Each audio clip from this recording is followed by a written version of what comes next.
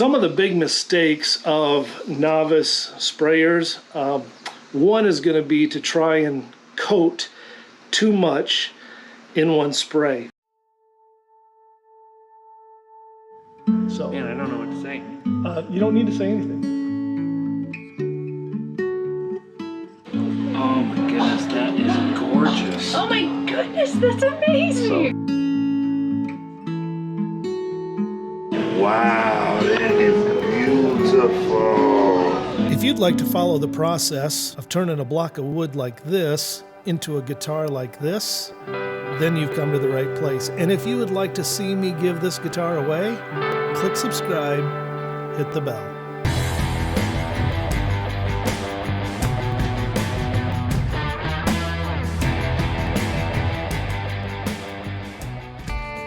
But come on, that's beautiful, huh?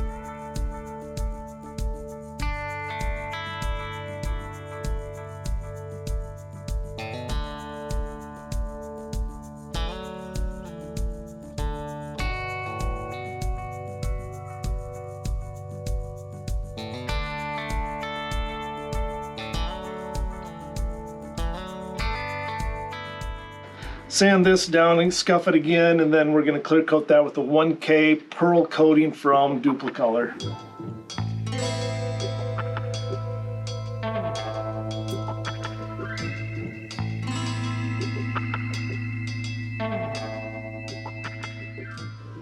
Humidity, Pipestone, Minnesota. Current humidity is 91%. I need to spray my third round of diamond clear coat on the guitar body here. I'll just make sure that it's ready to go, and I'll watch through the day. It is recommended that with the diamond clear coat that the humidity is below 70%, and I definitely want to be below that. Ideally, if you can be between 40 and 50% humidity, that's kind of the ideal spot. 40 to 60 is going to be kind of the pocket that I would prefer to shoot for around my area anyway. We deal with a lot of humidity in the summer. But for most painting, if you're spraying, if you can be in that 40 to 60%, and very ideally 40 to 50% humidity, so it's not too dry and it's not too wet. Hoping that we have the last spray today. Still waiting for the bridge to come in, and boy, I was really hoping that was going to be in this last week, and it wasn't. I've called them a couple times to check in on it, and I don't know, it's just taking a little longer than it normally does this time. My goal was to have this out either this weekend or next weekend. Certainly far from done for this weekend, and next weekend is going to really be pushing it. It's possible, and at the same time, I don't want to rush anything and do it poorly. Hopefully, we'll have a good day for humidity. The temperature is supposed to be like in the low to mid 80s, which is okay for temperature for spraying, for the diamond coat anyway. Wish me luck.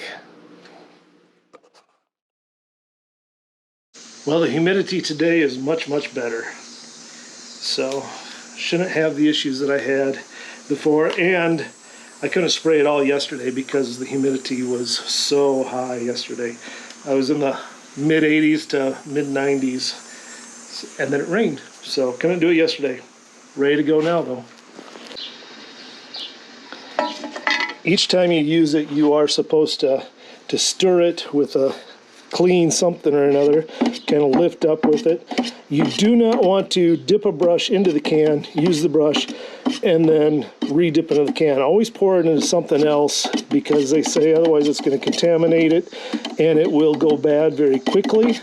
So don't think of this as a cheap paint when you're spending $65 a quart. Some of the big mistakes of novice sprayers, one is going to be to try and coat too much in one spray. Thin coats, multiple, and not one big heavy coat, especially like with humidity or anything. Like I had this trouble the last time I sprayed.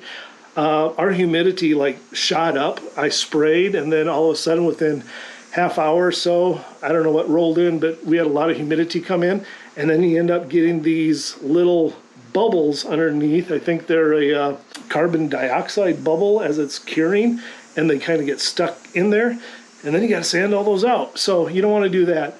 Another problem is dust. And I know this isn't a perfect situation. It's clean plastic hung up, so it's covering up what's up above, so nothing should be coming down on it. I know that I kind of have this open. I got a little thing here that I can kind of pull this part shut a little bit. I try to not do this when it's windy out, or if my neighbor is mowing the lawn, or if it's extremely humid. I cleaned this with a little detergent water, cleaned it off, let it dry fully, and now I'm using gloves. That takes the oil of my hands off of there, and then I used the dust rag to clean that off. Immediately after spraying, I use lacquer thinner. I pour it in it and I clean out my gun. Then I take the cap in and I wash it with soap and water as well. Got to make sure that's really clean. And then before I spray on the guitar again, I make sure to run some of the clear coat through the gun, make sure that's coming out, and that I'm not spraying lacquer thinner onto the guitar. Got it? I'm going to wait with this. A really light coat. I'm going to wait an hour, and then I'm going to spray another thin coat. Now I've waited about an hour, so this is after the first spray. Humidity is actually lowering. Our humidity is now down to 55%. Let's take a look here, just see where we are. There's a light mist on it right now. So you can see the bumpiness from the fact that it was misted. Hasn't really flowed out at this point because there wasn't enough on there. But we're going to spray again. I'm going to put just a little bit less clear coat into my spray can this time. You saw that I put it about half full, and I only used about 2/3 of that, so there was a third of it left over. So I'll just give it a little bit less this time. This is after the second coat of the day, and it's been about an hour. And because this was a little bit thicker of a coat, I'll be waiting for another half hour before I try and give it any more. But it's looking pretty good.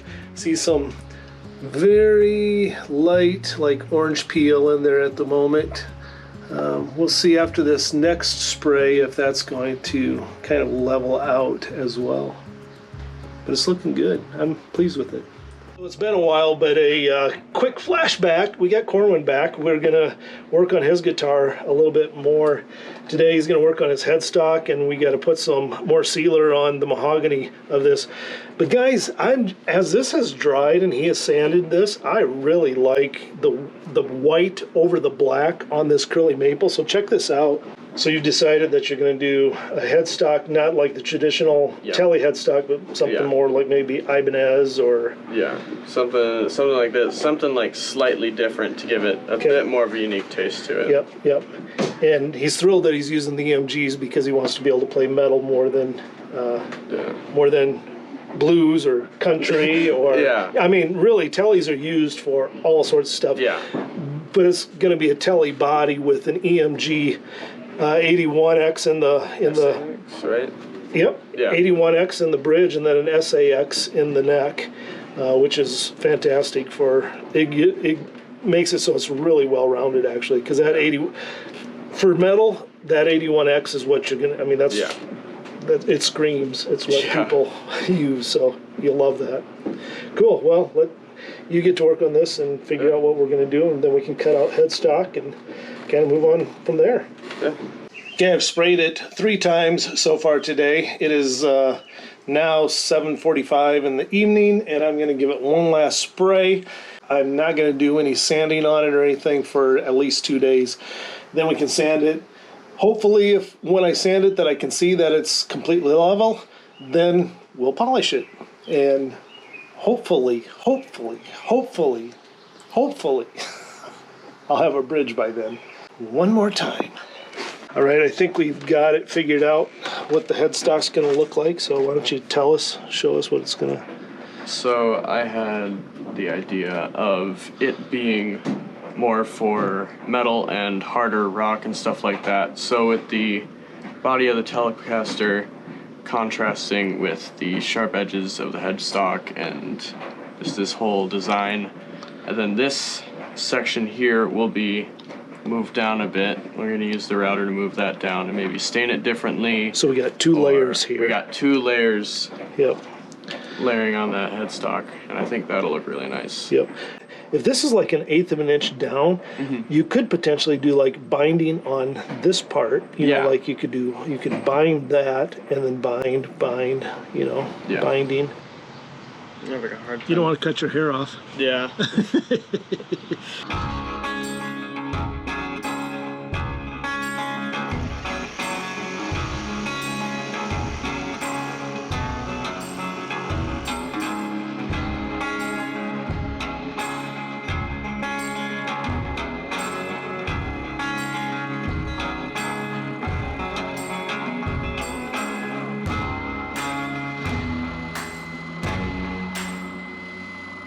So I just used my little inlay tool here and we just kind of cut that right out. So this is 1/4 inch lower than what the top.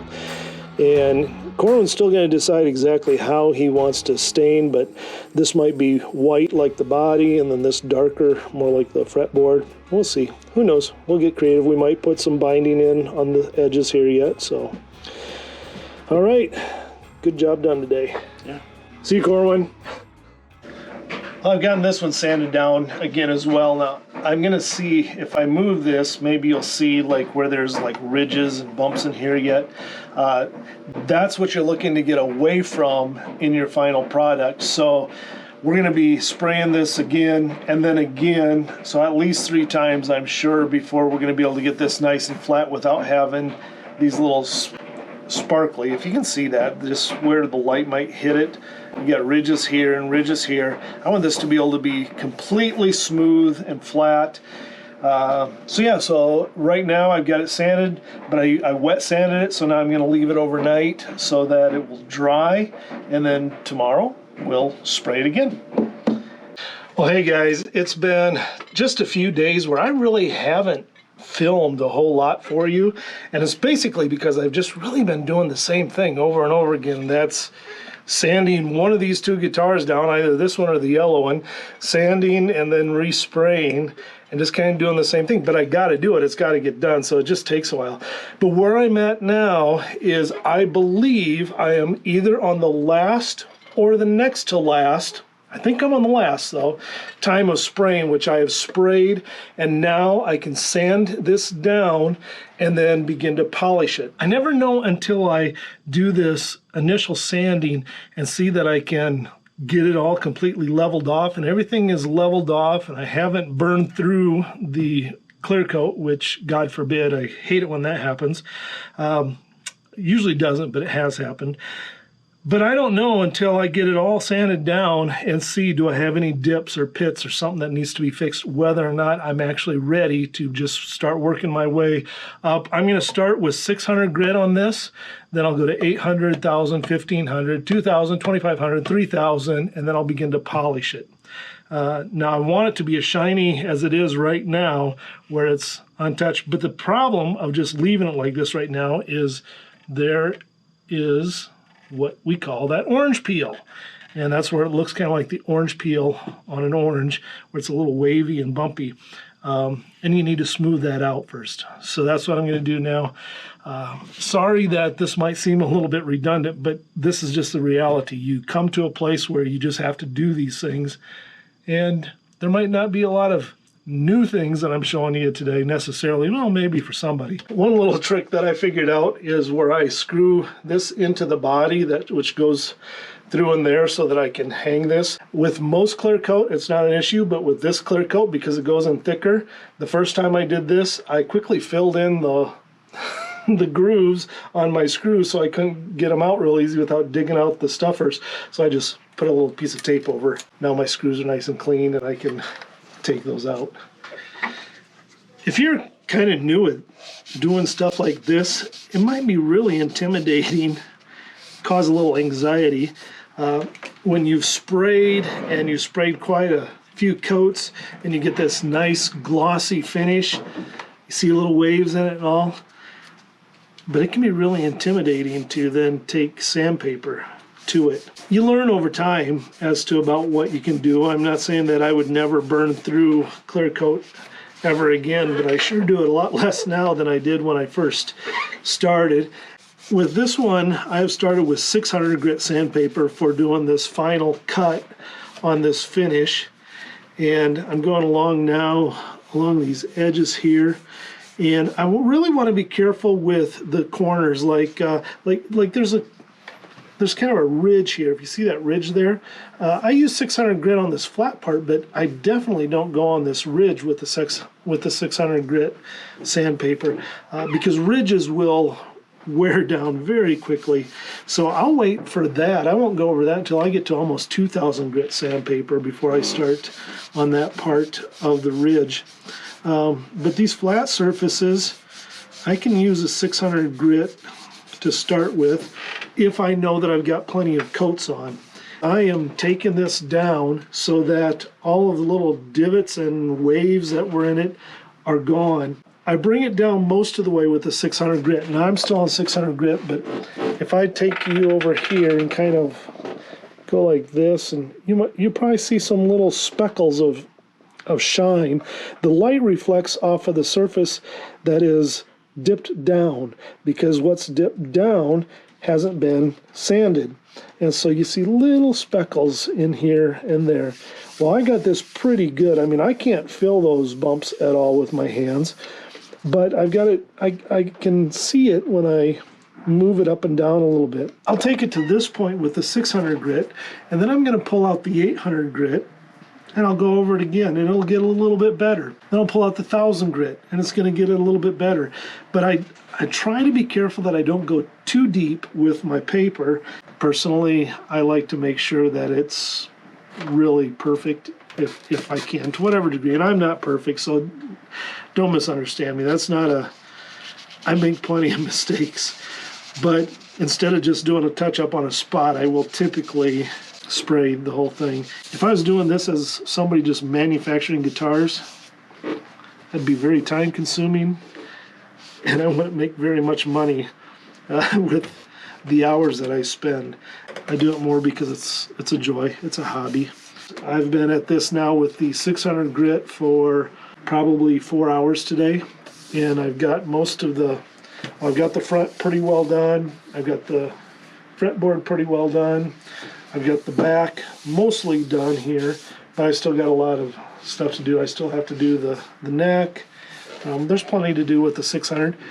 And then once that's done, it goes a lot quicker when I go to the 800 and then the 1000. The 1000 grit sandpaper, all I'm doing is trying to make sure that I get rid of any scratch marks that I can, and it's just polishing it by that time. When I get to 3000 grit sandpaper, it's just bringing out the polish. Well, it's 3 o'clock. I have been sanding all day. I'm finally up to 2000 grit sandpaper. It just takes a lot of time to do all this, and I'm listening to the blues because I'm starting to feel tired of sanding, and I like to sand. I've got it prepped. I've got the holes kind of plugged up just to help save from getting a bunch of mess inside the semi-hollow body. So it's prepped. Now it's time to go make a big old mess. Well, guys, if you've never watched me polish up a guitar, I'm just going to go through this quickly. I've got other videos on this.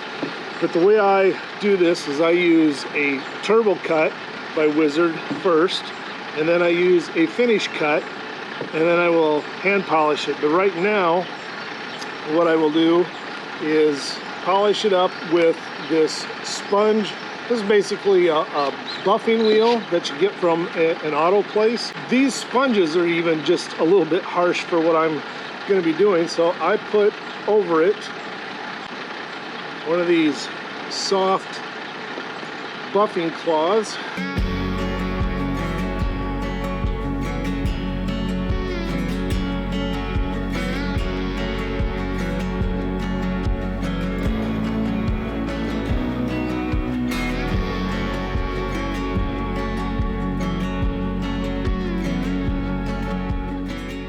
This is the front of the guitar after the turbo cut was used. I still need to do the back. You can see that it's shiny, but it's still a little bit milky. That's what the finish cut's gonna help take care of. When the sun comes up completely, it's pretty early in the morning. I actually, I'm wearing the same clothes as yesterday, but it's early in the morning the next day from what you saw me sanding the guitar. So I'm here, we got a truck flying by.